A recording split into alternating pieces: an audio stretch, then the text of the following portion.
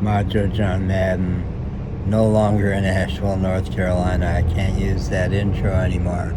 I'm on a bus somewhere in North Carolina, halfway to Winston-Salem, which will be my first bus change.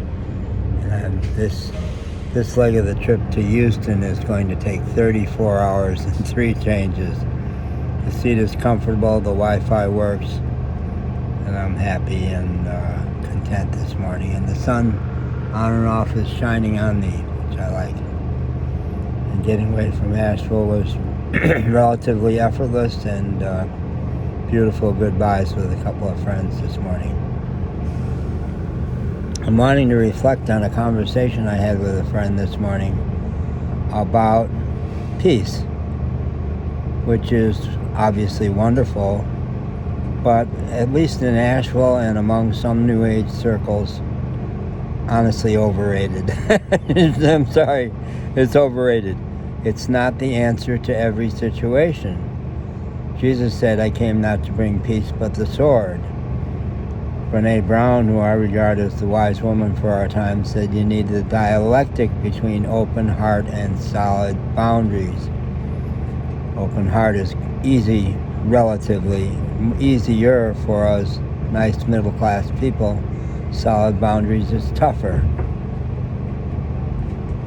My friend said to me this morning, what I'm wishing for you is more peace, so that you would not have all these conflicts.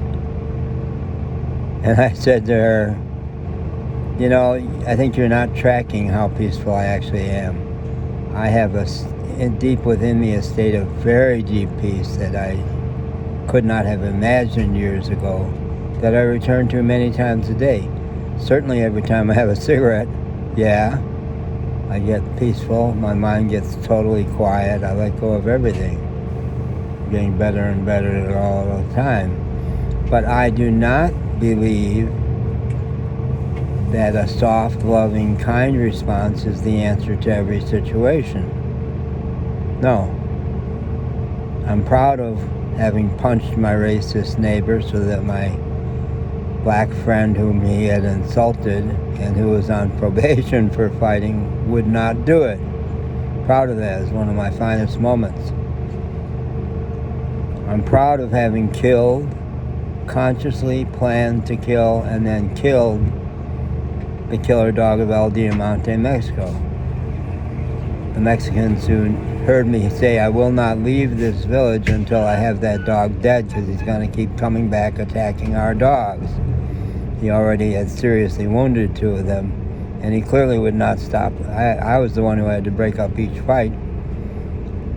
And without me there, he was going to kill them. At least one of them, probably one at a time, all of them, and was not afraid to attack a person. Well, my dear friends in El Diamante were way too gentle to do it themselves, but they were all happy that I did it and grateful. It was the scariest moment of my life in some ways, and one of the proudest.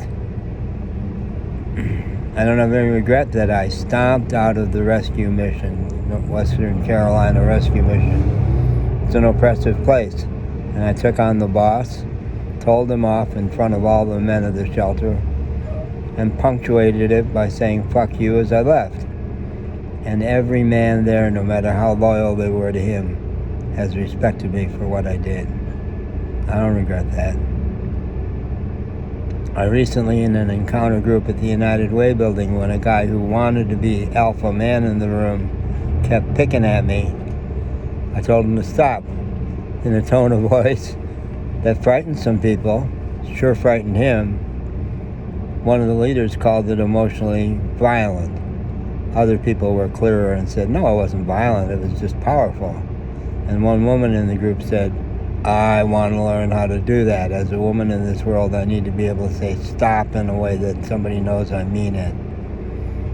So when my friend this morning said, my wish for you is more peace, I said to her, I ain't looking for that. I have peace. I want guidance, ongoing clarity about when to give someone a sweet, loving, peaceful, kind response, and when to give them a poke in the nose, verbally or otherwise. Yeah, that's my truth.